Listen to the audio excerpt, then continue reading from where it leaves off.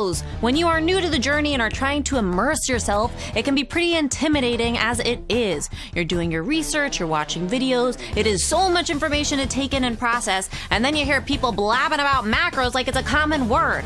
Macros say what? So macros are simple, but we could talk forever about them. I'm going to do my best to extremely briefly break it down. Macros are macronutrients. Macronutrients are nutrients that provide calories and energy. Macro means large, so macronutrients are nutrients that are needed in large amounts. The three macronutrients are carbohydrates, protein, and fat.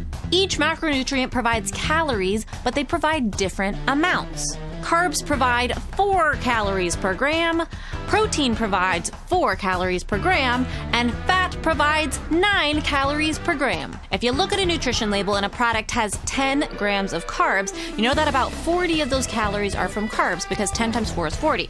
It doesn't always work out exactly, but it should be close. So you will find quickly that channeling your middle school math teacher will be useful in the nutrition world. Let's tackle the biggest category and my favorite category first. Carbohydrates.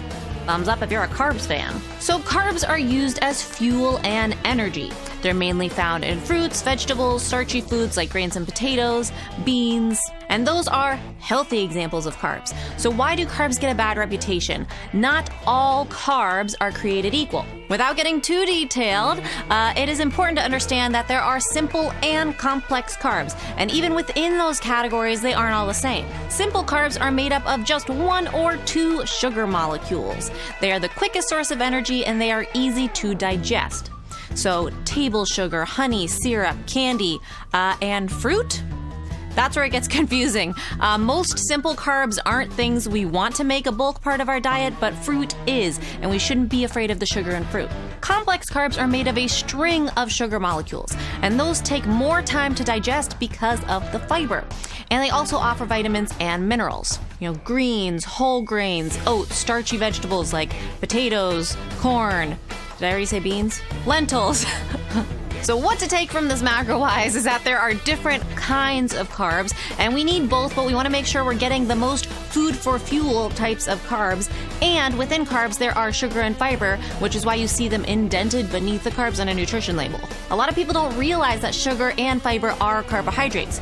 Now also, you do need large amounts of fiber to function properly, and remember, macro means large. Very good. So a lot of times people think fiber was a macronutrient, but fiber is something that your body actually can't break down and use for energy, so it doesn't technically qualify as a macronutrient. Got a little bit technical there. Moving on to protein. Protein is a part of a balanced diet. It helps with growth, immune functions, preserving lean muscle mass. It is found in meats, poultry, fish, cheese, milk, less amounts in fruits and vegetables. When we eat these foods, our body breaks down the protein that they contain into amino acids, which are essentially the building blocks of proteins. Some of these amino acids are essential, which means we need them from our diet, and some are non-essential, meaning our body can make them on its own. Protein from animal sources has all essential amino acids, and most plant-based sources of protein do not. Most, not all. That doesn't mean that you need animal products to get all of the essential amino acids, but it is an easier way to do it. This is not a video to tell you to eat or not eat meat, I'm just giving you the facts. And let's move on to fat. So fat also gets a bad rep, but we do need it. After all, it is a macronutrient for a reason. We need fat for growth, development, energy. It's actually the most concentrated source of energy, vitamins, and minerals. So this is where we get many of our micronutrients as well.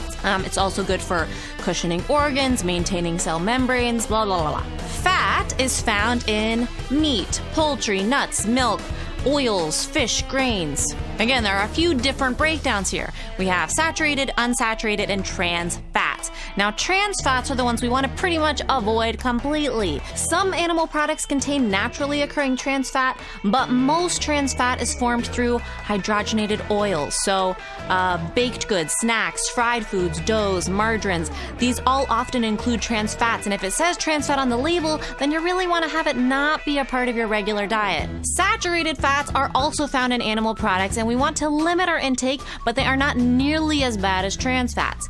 Both trans and saturated are the fats we're always hearing about that can lead to heart disease and raise cholesterol if we consume too much. Unsaturated fats are what we always hear as healthy fats. They're found in olive oil, avocado, nuts, seeds. These are shown to decrease the risk of heart disease, but we still need to be aware of our overall consumption. Which leads me to the most dreaded part that I hate talking about. How much of each macro do we need? I cannot tell you that. I can share the recommended amounts, which are very debatable, but sharing anything else would just be my opinion, which is not what this is about. And different lifestyles and different diets promote different ratios. You really have to find the one that works for you. A basic guideline and starting point would be those recommended levels. What I want you to keep in mind is those numbers that we talked about at the beginning. So 4 calories per gram of carbs and protein, 9 calories per gram of fat.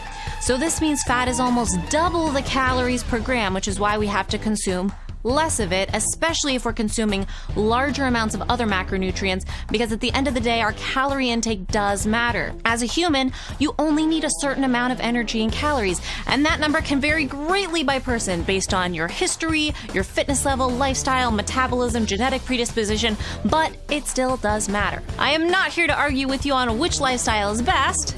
Redefine health. If you're saying, well, people that are keto eat large amounts of fat, that is absolutely true, but they also eat minimal carbs. So they are getting their calories from the fat and the protein instead of the carbs.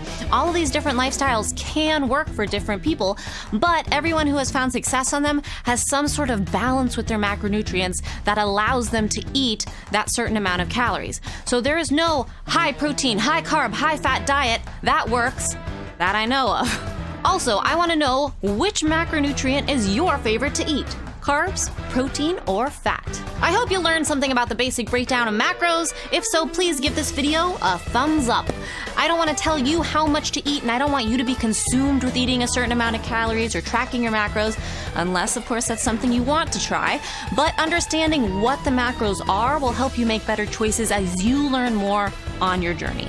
I know I personally have changed my mind many times on my journey as I learn more and test out my body to see what works for me. I've tried higher fat, lower fat, higher carbs, higher protein. It's going to be different for everyone, and that's okay. That's why I'm doing this series, to help spread the word that we can all coexist with our different lifestyles. We can support each other along the way. Have a great day, and remember, it's all a matter of mind over munch.